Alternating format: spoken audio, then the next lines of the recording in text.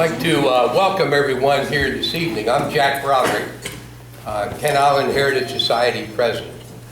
It's really an honor for us to partner with the Queen Anne's County Office of Tourism and present this event this evening. The Kent Island Heritage Society was founded almost 40 years ago to really honor and restore and identify the heritage of Kent Island. We try to focus on different aspects over the years. And tonight we really thought it would be a great idea to focus on the rich heritage of the Waterman of Kent Island. Ms. Nancy Cook, our Vice President, is also our Program Director for the Heritage Society. And Nancy put this program together this evening. If you look at the Maryland seal, we don't have a seal hanging in the room here, but the Maryland seal has two guys on there from almost 400 years ago, a farmer and a waterman. Two of the richest and two of the oldest traditions in the state of Maryland. We are honored to still have a very rich Waterman tradition and Waterman culture around the Chesapeake Bay, and particularly here on Kent Island. So what we want to do tonight is to have an opportunity to meet some of our watermen on the island and to say thank you for carrying on such a, come on over here,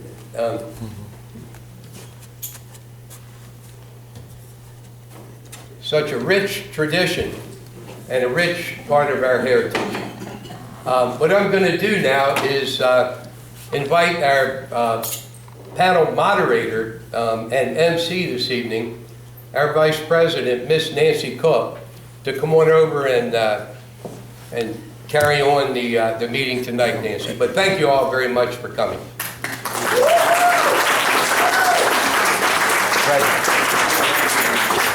Okay, Reggie, here. Get on up here. Okay, and you all showed up. That's good. Right there. Come on here. Well, there are only two. Welcome. We are so delighted that you have come tonight to honor and recognize the Waterman of Kent Island. Last year we had the Black Captains, and we just felt like we wanted to recognize and honor more of our watermen. And let me say this from the very beginning. Don't anybody's feelings be hurt, even in the audience, if you're a waterman and weren't chosen for this panel. I've been receiving all kinds of phone calls. Maybe we'll have another one of these next year. You never can tell. But do think, and I thought, these fellas are not going to say much. We'll get through a program in no time. Well, let me tell you, I've been having real nightmares, because they do talk a lot, don't they?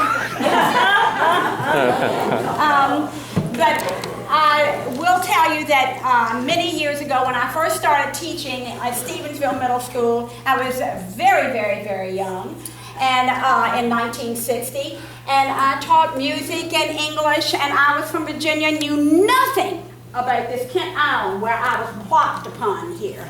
I married this man who taught biology and science in Stevensville High School. And so I had a young student who didn't come to school much because he was out on the water, watering. And at that time, he made more money than I did per week. Now, isn't that, it doesn't go round, what goes round comes round, because we know it's all changed. But Calvin Duncan was misbehaving in my class. I don't know if you know him or not. Yeah, I know him, man. Y'all in the same grade. Okay, anyway, I said, now Calvin, I want you to write me a paper on oystering and clamming and cramming. Well, he did. It was wonderful. And I learned more from that paper, and that really set me on the path to learning to appreciate the legacy and heritage that you all have given us here on Kent Island. And so tonight we want to celebrate that a little bit. They know that they have some questions we're going to ask them, because I sent this to them 2 weeks ago, so you can think about it. Okay. And so we will start. But again, we try to choose people who, representative people in the area. How many of you are retired now? Anybody? Okay, okay. You've raised them high. You're proud. Okay.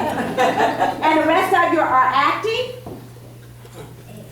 Active? And they're not talking? Okay. Well, so we're going to start asking questions, and I am going to ask Moochie Gilmer. Now, nobody knew who John Gilmer was. And I felt funny calling him Mooch. But that's the way things are addressed, so I'm going to give him the first questions, and we'll give him a chance to answer these questions, and then afterwards, if you have any questions, please raise your hand and let us know. And Moochie Gilmer is president of the Queen Anne's County Watermen's Association, so he is going to be privileged to be going first when I ask him. And look how he's smiling, okay? You're going to give a brief little autobiography of why you became a waterman and how long have you been on the water. And you don't have to tell us your age. I know better than that. But, so we will give you the floor and speak good and loud. Look at this big crowd. Very good. Hi, thank you. I'm Richie Gilmer, and it's an honor to be here. Thank you all for coming. My father was a farmer, but on my mother's side was a hunter family who were all watermen.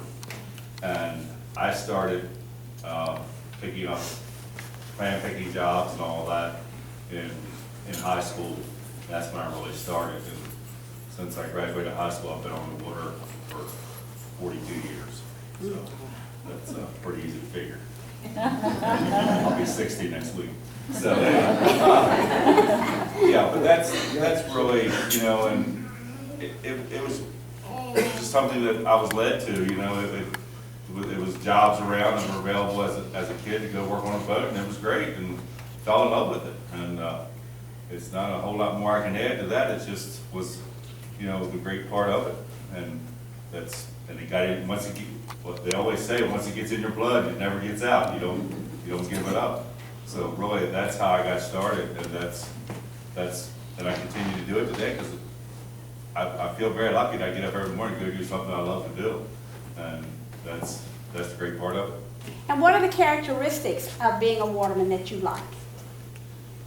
Being my own boss. That's it, yeah. And that really, yes, I've heard a lot of the watermen say the independence of it, so that's great. Yes. And any other reason? I've made a good living, and it's become more of a challenge with environmental issues and political issues, but I still love to do it, and so I will continue. Excellent, excellent. Okay, good. Captain Warren Butler. Now, we had the black captains last year, and Mr. Butler was very busy and couldn't attend. So he's here tonight, and so he's going to tell us a little bit about how you began as a waterman, how long you've been a waterman, and you don't have to give us your age, okay? Well, the first thing, I'll give you my age. I know! I'm 85, and I was out on the water with a fishing party all day today. I've been a waterman.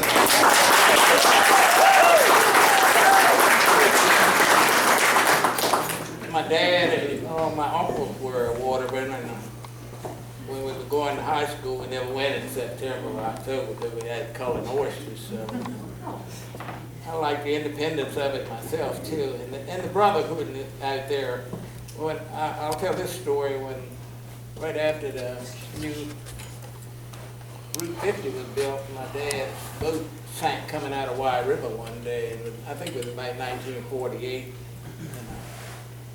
My brother and I were on there with Mr. Melvin Clark at Ken Island. He saw us in trouble, he turned around, came back, hooked onto us, towed us into Wye River, and stuck with him until we got home. And they even loaned us a boat working until we got another. The brotherhood of it, well, I could tell many stories about that, but that's one of the reasons I stayed into it. Okay, and you can go into another story if you want.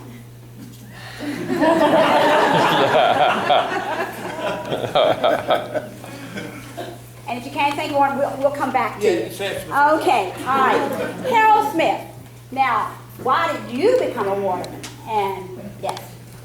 Well, he was born and raised on Ken Island, like Moochie said, it's in your blood. And, if you see these pictures here, that's one of those gentlemen, my great-great-grandfather. I'm the 5th generation of commercial watermen.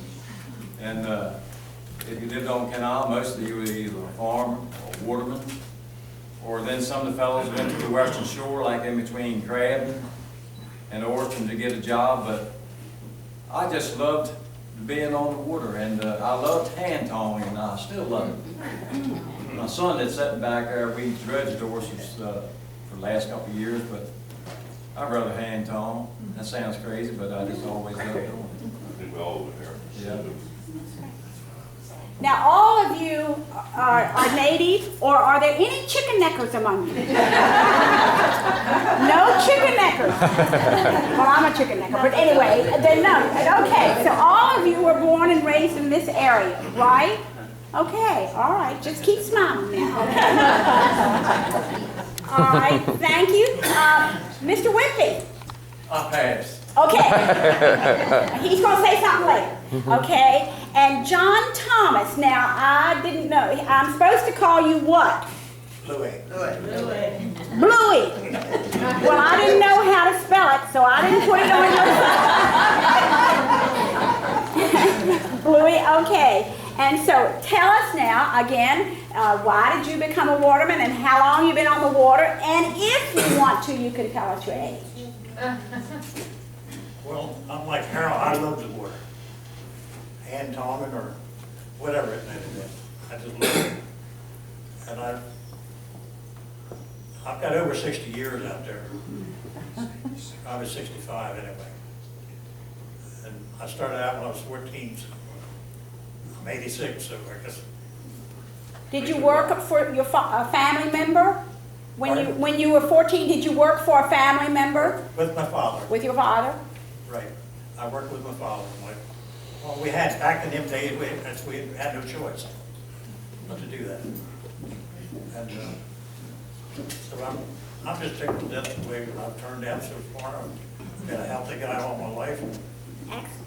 And just tickled to death, that's all. Good. I love the water. Excellent. Now, if you all can look later and don't touch, that's his boat over there. He made a boat. And so we didn't realize he had those talents. So that's just wonderful. And do you have a lot of boats that you've made over the years? I've made 3. Okay. Beautiful, beautiful. All right, let's see. Joe Horn. Just go right ahead. Tell us about you. I was waiting for a question. Okay. I haven't changed that question yet. I'm also 3 or 4 generation waterman. My great-grandfather, my grandfather, my father, and myself. And I have a couple brothers that worked on the water. And just something that you, like everybody out there said, you're bred into. You love it. You love working for yourself. Something that we take for granted. Get up in the morning, you're out there on the boat, and you see the sunrise. A lot of people never see that. You're on the water, peace and quiet, and nothing but to hear the motor run and stuff like that. You just fall in love with it. And I've been doing it since I got my first boat when I was 10 years old. My father sold it later because my brother and I were fighting in a Florida boat. He was going to dip the steer the boat, he was going to dip the crabs. So he told us, I'll take one of the crab with me one day, the other day, and sell the boat. So he said, I couldn't catch any crabs on account of watching the 2 boys. So I've been working on the water since I was like 10 years old, and still do to this day. Do carpenter work sometimes in between season, off season and stuff, but you do what you gotta do. If you don't mind getting up and going to work every day, 5 and 6 days a week, you love working on the water. So you're only about 30 years old, right? Since you were 10? Yes. 56. Okay. Excellent, excellent. All right, let me see. Is it Mike? Yes. Oh, Billy. Bill. Yes, Bill, excuse me. let me know, give me a little autobiographical sketch of yourself, and why did you become a waterman, and how long have you been a waterman? I am 52 years old, and I probably started working on the water in my teenage years with my father part-time, and towing oysters.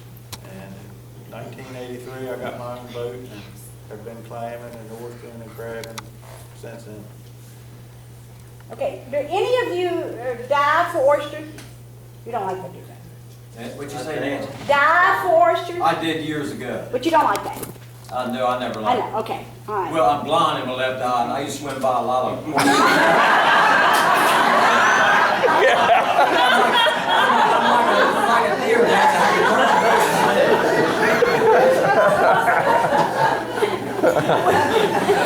We'll accept that excuse. I would like it in here. Okay, and why do you like being a waterman? The independence. I've really enjoyed being my own boss, and prospering on my own. And how long now have you been a waterman? Years? Actually, I'm probably 30, 31 years Okay. with my own boat. Excellent, excellent. Okay, let's try Reggie Jones. Now, you're retired, correct? I'm the oddball. No, you're not the oddball. You know. I didn't realize that Reggie had been a waterman. He's been around as long as I have in the area, kind of like. And so then he told me a couple of years ago that he used to be a waterman. So let us know how your experiences were, and why did you become a waterman, and why did you stop? And don't get political. I don't know anything about politics. But, I got out of the Army, and I didn't want to go to college. My grades wouldn't take it, or whatever. So I came back here to Kent Island, and I started clamming. Clammed for about 9, 10 years. And we started a seafood co-op, and that didn't quite work out. And the watermen are very independent, and they're the greatest guys in the world.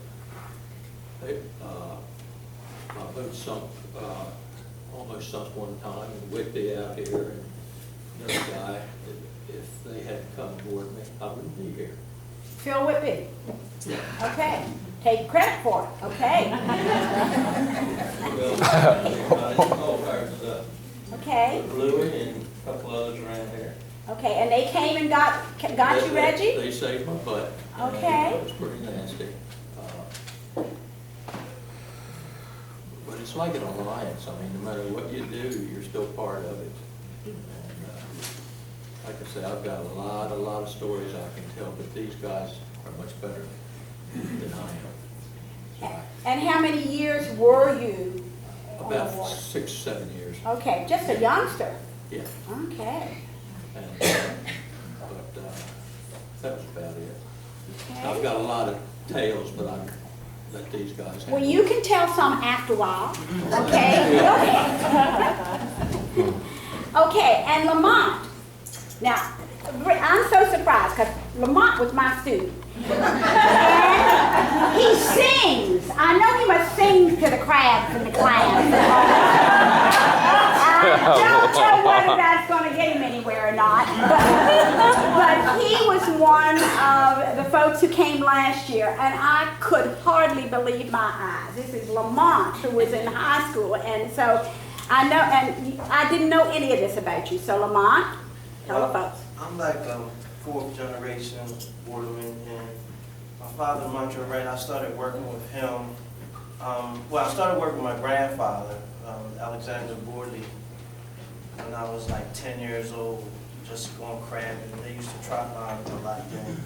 And then I started working with my dad he had a fishing boat, and I started fishing, but those days were a little bit too long for me, so I started working for Anne Arundel County Police Department. I left the water and worked for the police department until the early 90s, and I came back and started fishing with him again. And then Again, the days were a little bit too long. Especially the 7 days a week. It's not like crabbing, you get a day off. It's like, not one year I worked like 125 straight days, and then that made me make a decision. Then I started I worked for Queen Anne's County as a construction inspector, but I bought a fishing boat last year because I have my captain's license and the name of my boat is Off the Hook. So I just fished the boat on the weekends, and I just had to keep getting back into it, I guess, because my father never give up. I mean, he's been doing it all his life, so it kind of inspired me to get back into it a little bit, and that's kind of going to be my retirement in a couple of years when I leave the county, so that's where I am. Good, excellent, excellent, excellent. And Mike? Yes, ma'am. There you go. I'm asking the same question. My name's Mike Ruth. I started out working with my father like everybody else did when I was about 5. Here's a picture here, but I don't know if you can see it or not. We'll come look at it. Me and my brother. Worked with him on weekends, summertime till I was about 12. Then I helped my grandfather run fishing parties one summer till I was 16. And I worked 3 summers for Moochie, picking clams, or 2 summers. And when I graduated, I bought my own boat. And that was 1991. I've been on my own since. And why do you like being a warden? I don't like it this year.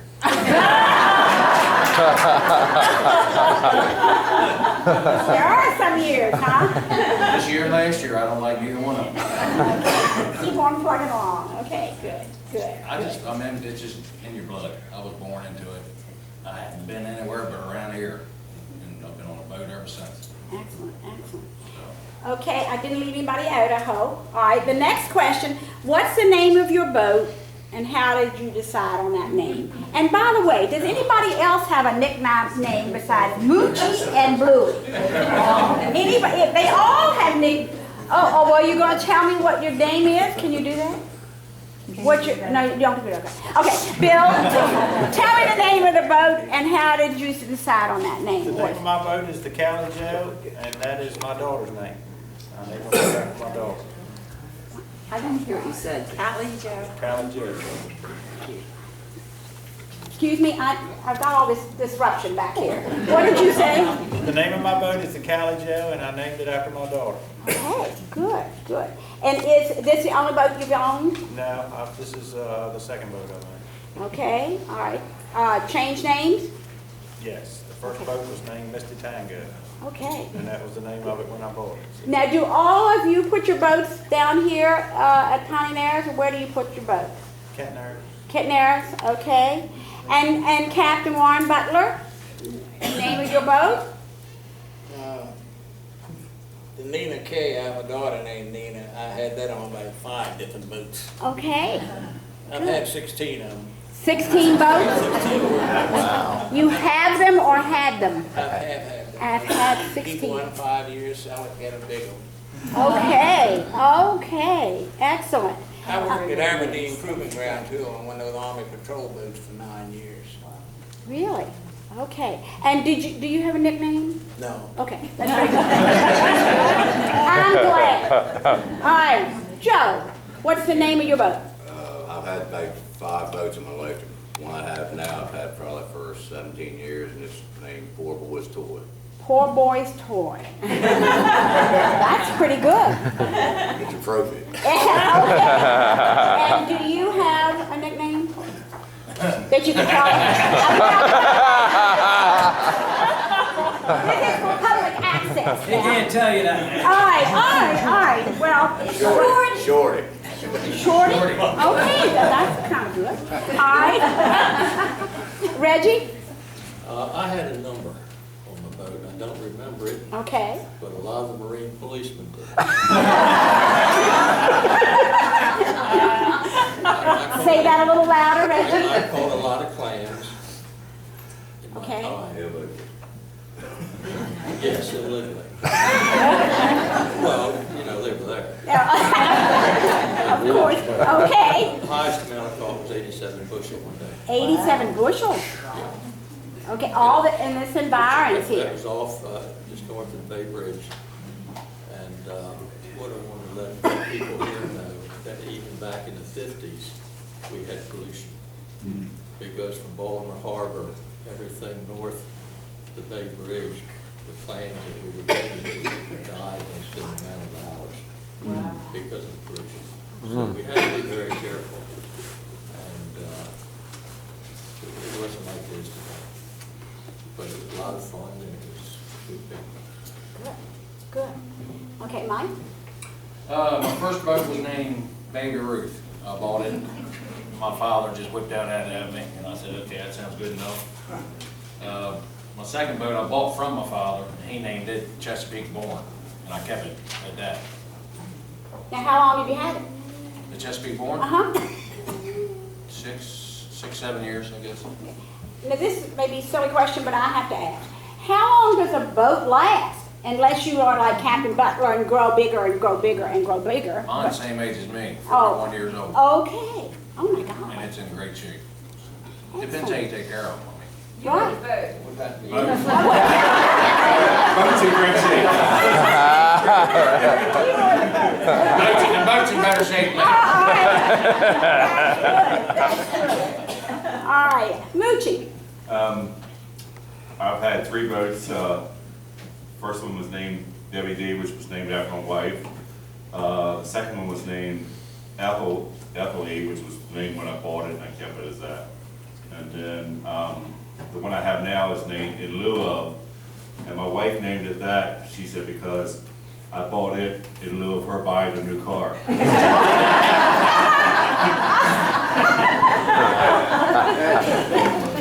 So that's the name of it. Now, when you acquire those boats, do you usually acquire them from another person, you know, Waterman who's retired? If that boat was Yes. 41 years old, you know? Yes. Most of them are, the first one I had was built by Lem Thompson in Dominion, and Mr. Marvin Thompson had it. And then the other 2 I bought from a retired gentleman in Cambridge. And so that's, good boats usually get passed down, so that's, Okay. Good. Harold? Nancy, I still got the first boat that I had. I bought it from Weldon Legg, which the nickname is Guinea. Yeah. And I've had it since I was 18 years old. It's a dead rise tuck stern. It was built by, it was a gentleman down Bosman, Mr. George Jackson. And I think he built about 80 tuck sterns on the bay. But the old boat, she's been sunk a couple times, but she's still going, and she don't have much bad wood in her. I got her now. She's up to Good Hands Creek, or Curvin's Creek, to a friend of mine. Right. She's out to a pole, but still got a 1970 Buick in it. And it runs, well, it did run pretty good, but it's not running too good now. But anyhow, we had another boat with a clam rig on it, and the name of it was named after my wife, Patricia Ann, but we had some bad fortune with that. We sunk out in ice about 20 years ago with the clam rig on it going to the western shore. It was 5 boats of us left out of Kenton Airs, and we were following the Sandusky, the icebreaker. I think Captain was Captain Charlie. I don't know if he's still on or not, but we got hung in ice. He called us on the VHF and got hung in ice that was around 10 inches thick, and he was breaking the track so wide that we behind Parsons Island. When he broke the track, he gave the ice a chance to start moving, ebb tide coming out of the water. And we got hung. If I could got the bow up on her, we could probably got out of it. But we went down in 8 minutes, and the water temperature was 31 degrees. And I asked a friend of mine if, because we didn't have no survival suit back then. It had life preserves, but that wouldn't do much good either. But I asked a friend of mine who worked in the Anne Arundel Hospital. I said, Charlie, I said, if Greg, of course my son was with me, and I said, if we got in the water, I said, how long would we last? He probably said about a minute and a half. He said, your mind was we froze up, but the good Lord got us off. And Who came to get you? The Sandusky? no, Chucky Clark. Oh. And his boat was sunk once in ice on the western shore. So between the good Lord and Chucky Clark, I'm here talking. And can you remember that year? Do you remember the year? What was it, Greg? It's been close to 20 years ago. Okay. Linda Grayson does, so it's probably, What? it's probably been about 22, 23 years. Okay, It was okay. back when the first or second year I started. Yeah. The ice was running so hard that it was a fellow from Tillman Island behind us, and the ice he had a fiberglass boat and it was going under him and raised him up. It was in sheets, and the ice one side on the starboard side it was running so hard that it come over top the metal and come into the boat. That's what I used to do. I seen it cut poles off down here, the old railroad down here at Kent Narrows, and then Charlie Bryan seen it too, because I think me and Charlie was sitting there at that time. And ice got running in Kent Narrows, and it was snapping poles off just like toothpicks, just one right after the other. Okay. But I still love the water. Good. Lamont, name of your boat? The name of my boat again is Off the Hook, and my kids came up with the name. This is my first boat, because I always worked with my dad. Like I said, I was an off and on one, but I loved it because of my dad always. We had to get up early and do it, but that's the name of my boat, Off the Hook, and it's a fishing boat.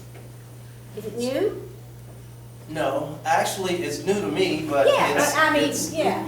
no, my boat was built in 1956, believe it or not. And if you've seen it, you wouldn't ever believe it, because it's completely redone.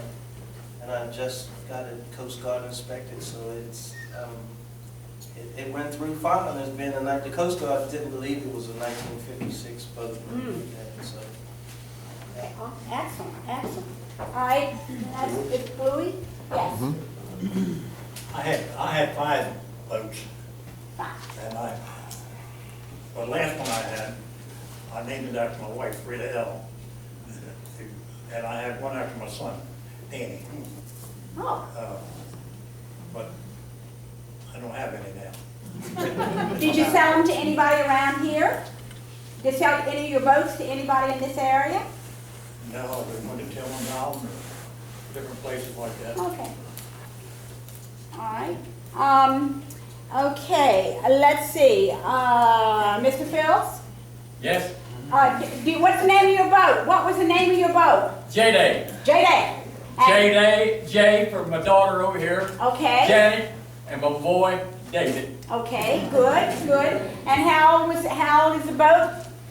How old was the boat? Do you still have it? Yep, no ma'am. Okay. How old was it when you were? Everything's fine.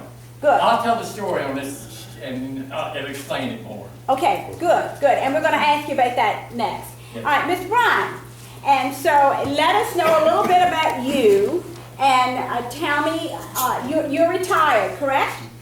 Well, the shingles retired me. The shingle. Oh dear. I'd still be out there if it wasn't for that. Okay. Tried to be out. And how long did you do, were you? Well, I got out of high school in 1949, and I was the last class, we were the last class in Queen Anne's County to go 11 years. And the next year, the other people like that, they had to go 12 years. But fall 1949, my father and Uncle Earl Coursey just built a 35-foot box turn boat. There wasn't any box turn boats around here then. Now, what's the term? Box turn. Box turn, okay. They're all box turns now. Okay. Most of them. But back then, it was very, very few. And Dad had cut the trees out of the woods, and cured them, and that boat lasted right for a while. But really wasn't much to do around it then. And I went north that fall, and I ain't never stopped. Okay. Good, good, good. And how long were you on the water? Since 1949? Yes, ma'am. Excellent, excellent. And let's see, you did oystering, is that what, all you did, oystering? I oystered, run fishing parties for over 40 years. I had Coast Guard operator's license for over 40 years. Okay, and what was the name of your boat? Irene. Irene. I was going to name her different things. And my wife said, no, finally, Irene was all right. Excellent, okay, Nancy, good. me and Charlie worked together, Tom, for quite a few Oh, did years. you? Oh, yeah. Okay. And let me tell you something about Charlie. He was one of the nicest fellows that I've ever worked with. Very good. Good man. Well, there's the brotherhood for you again. So, and you work together? Yeah, we Tom Gorge was business Charlie quite a few years. Excellent, excellent. Honest, he was the honest man I ever worked with. Very good, very good. Okay, now let's have your most memorable experience, Mr. Bryan. Your most memorable experience, good or bad, on the water? Well, the one I like to tell is I was running fishing parties in Chrisfield. And every Thursday, that one summer, we had work for the state, took out children. And I had these young boys out one day, they were all about 11 or 12. And first, we didn't ever have shore at 7 o'clock in the morning, we come back in about 12. And these boys, first thing in the morning, they caught a few good fish. And they stopped, fish stopped biting, like they do a lot of times. So I moved around, and I seen these fish on the fine, I knew what they were hardheads. And I knew they weren't living, because that time they had to be 10 inches. So I stopped on these hardheads, and boy, these little boys was tearing them up.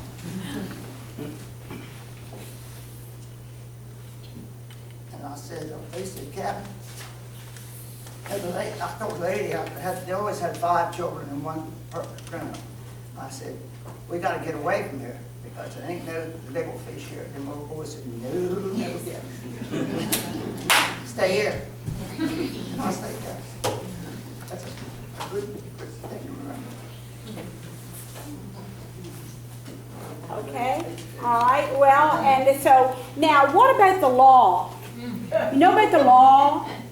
Do they ever come up on your boats and look at you and whatever? Okay. What are some The first day of the oyster season, Nancy. Okay. You wouldn't see the Marine police most time, not too many times in the summer. At least I never did, but the first day of oyster season, it was up to 3 Boston whalers up Chester River, and they would check you, just. Well, they didn't worry you, did they? Oh, yes. We can't put this on film.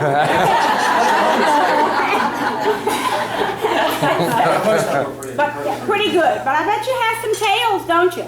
Okay, just nod your head right there. Okay. All right, you're not going to tell us anything. That's okay. All right. Let's see. Going down here, memorable experiences. Are we coming back down this way? We finished, everybody? No. We got it started. Okay. Now, I think that Mr. Whitby was going to tell us about Jada. Yes, ma'am. Okay, you going to do that? He's got a board there. Yeah. Okay, come back, Charlie. Come back. Come on back, Charlie. He's got to get, that's where he's got to get in. Yeah.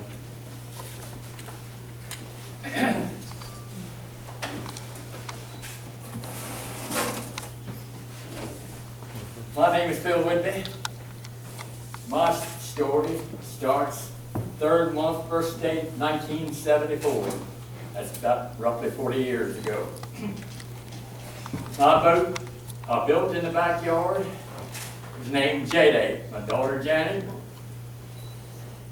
and my son David. My boat was laying in Kilmanum, and we had a double patent towing rig on it. And we was patent towing there, and I had a good friend, Billy Baxter, and his father, Joe Baxter. So we've been working off Sharks Island, been doing right there, and this morning the wind was blowing west, northwest. Well, it was blowing so hard we couldn't work there. So we got together and decided to go to the western shore, which the wind be off there. We was going over to Old Rock. The wind be offshore, and it worked out. So we started out, and Billy Baxter was behind me in the boat, Delta Dawn. My boat was J-Day. So going across, the wind was blowing awful hard. My boat was going up, pounding. We have a mast in there, guidelines, with a double patent rig on each side. And the boat was going up and down, up and down. And the mast was sitting right on the kiln. And it would go up, bang, bang. I guess we didn't have the guy wars type. We never figured it out. And we got partly over there, and my boy David said, water's on the cabin floor. So he runs out, checks the bilge pump. The bilge pump was working nice. So we come back in, and we look, the water had come up on the boat floor. So he gets on the radio and calls Billy Baxter in the Delta Dawn and tells him our problems. So we decided this boat is going down. So we got the life jackets out of the cabin and put them on, and we crawled up on top of the cabin. So we knew we was going to have to go over. The water temperature was 38 degrees. So we got up on the cabin, and about that time we shoved ourselves away from the boat due to the suction of the boat going down and the guy wars. And Billy Baxter, in his boat, came right down on the side of us and grabbed our life jackets and pulled us in. He turned the car up real warm, and we felt a lot better because Tom Water says we couldn't last over 15 minutes in that temperature. So we headed back to Tillman's Island, and the next day, about 30 Tillman Islanders, Tidewater Fisheries got together, even in the fire department, and we was going to try to salvage the boat.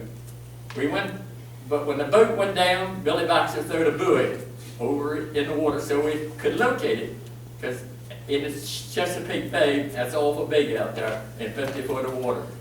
So we went back over, and Tidewater Fisheries said they couldn't go down over 30 feet. So we had to get a professional diver. We got him to go down and hook onto the boat, and they pulled it in about 30 foot of water. After we pulled it in, they got some of the riggings off the boat, making it lighter, and then they drug it in real shoal water off Tillman's Island, and got the water out, and the diver tried to patch that hole where the two boards opened up like that where the keelson was sitting. And they got it out, and we carried it into Tillman's Island and put it on the railway. And we fixed that boards where the two opened up, then back. And a boy come from Ken Island here and went to Tillman's Island and hooked onto the boat and brought it up to the Kent Narrows and put it on the railway, and that's where we repaired it and got it ready for clamming. So that's about all I can tell you. Any questions?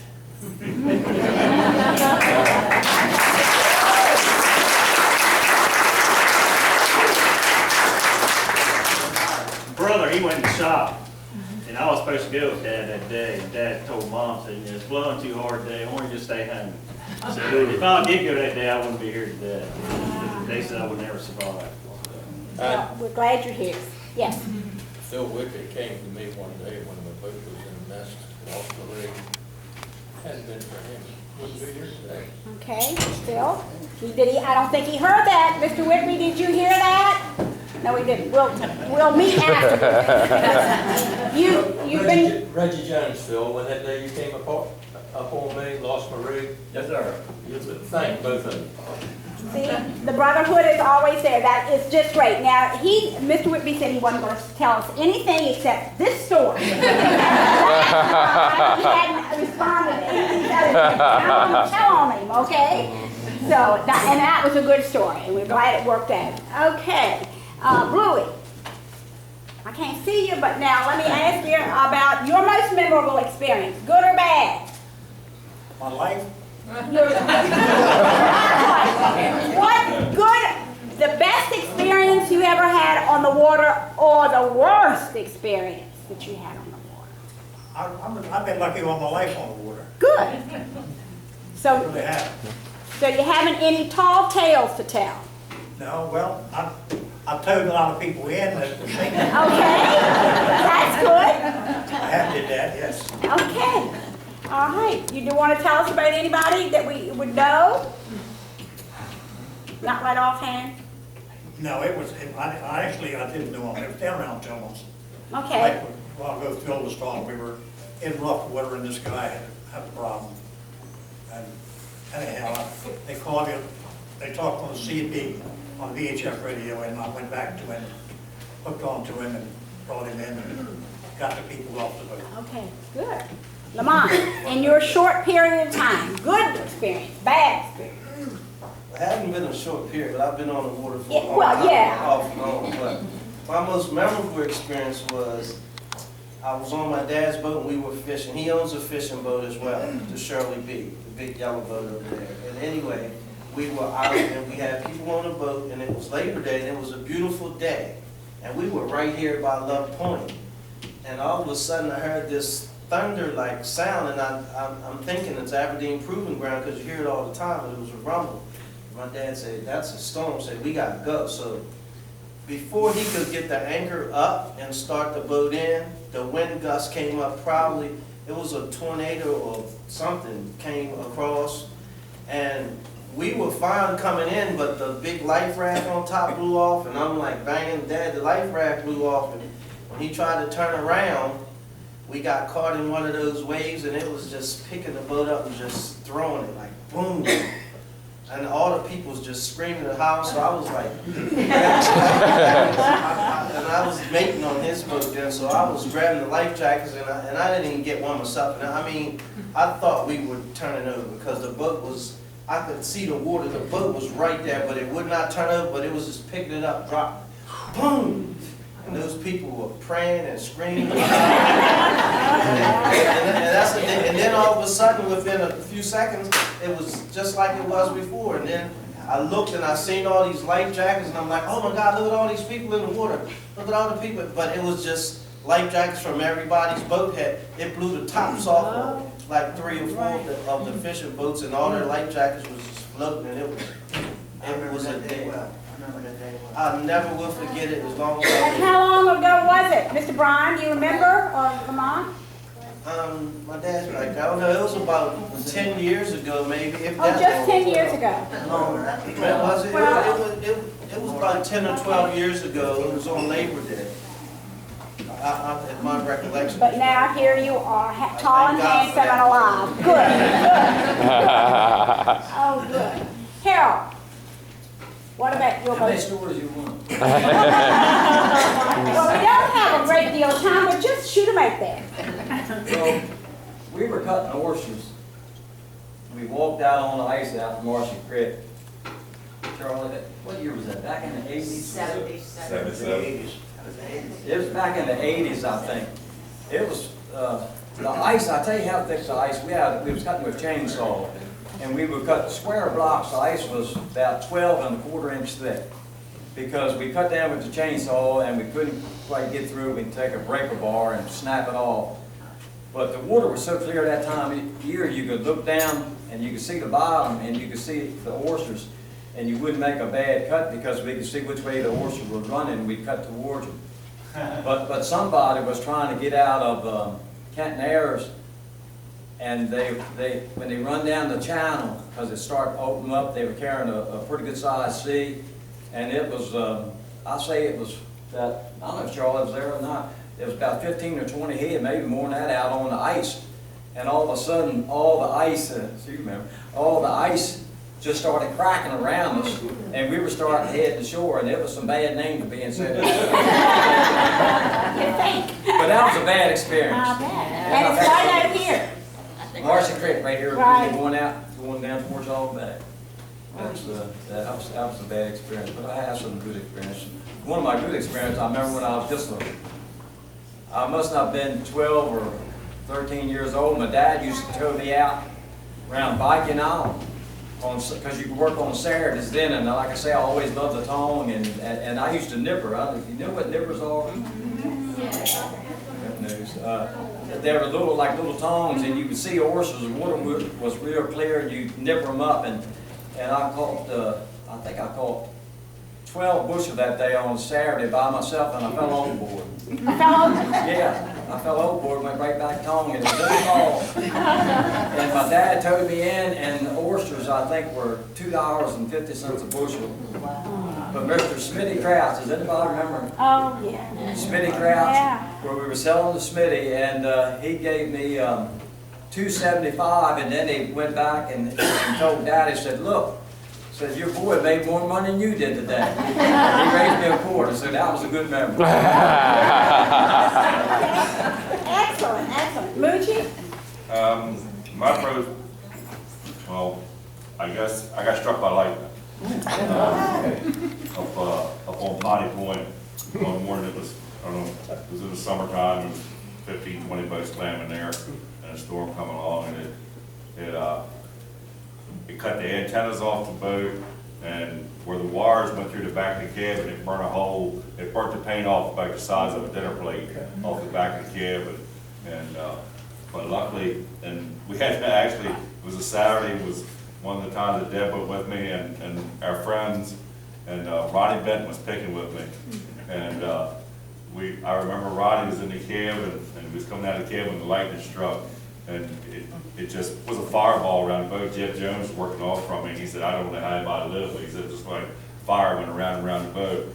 But it was kind of funny, but I remember Ronnie Benton said, you should not mess with Mother Nature. That was quite an experience. And where did it take place, you said? At Chester River up here on Potty Point. Potty Point, okay. I didn't catch that. Okay. I don't have any real, that's the worst thing. I don't have any real bad stories. Well, you don't have to have bad stories. One of my better memories, and I got a picture of it here. Joey was working around us that day too. Y'all can see it later on, but it's me and Ian Horney, Eric and Sean Horney. We're towing right where Big Al's is right now in the ice. We caught 18, almost 19 bushel iron. We worked there for 2 or 3 hours. We first went there, we tied right to the bulkhead. Then we start seeing the DNR riding back and forth over the bridge, but they didn't say nothing to us because we hadn't worked in probably 3 weeks or so, I guess. That's one of the better stories, you know. Okay, good, good. Reggie? I was on a buy boat with Harry Porter several years when I was 14, 15 years old. And we had some good experiences. And everybody knows what a buy boat is? We were hauling grain. That's what buy boats To do. Baltimore Yes, yes. in the summer. Yeah. And I worked when I was about 14.